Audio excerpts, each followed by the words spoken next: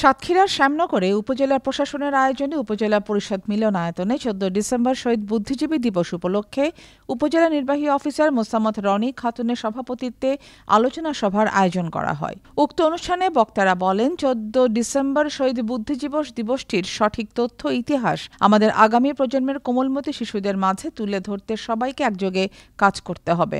অনুষ্ঠানে উপস্থিত ছিলেন শ্যামনগর উপজেলা সহকারী কমিশনার ভূমি আবদুল্লাহ আল রিফাত, অফিসার ইনচার্জ মোহাম্মদ হুমায়ুন কবির মোল্লা, উপজেলা স্বাস্থ্য পরিবার পরিকল্পনা কর্মকর্তা ডক্টর জিয়াউর রহমান, বীর মুক্তিযোদ্ধা মাস্টার নজরুল ইসলাম, বীর মুক্তিযোদ্ধা জিয়াদ আলী, উপজেলা বিএনপি সভাপতি মাস্টার আব্দুল ওয়াহেদ এবং উপজেলা প্রেস ক্লাবের সভাপতি সামিউল আজম মনির প্রমুখ।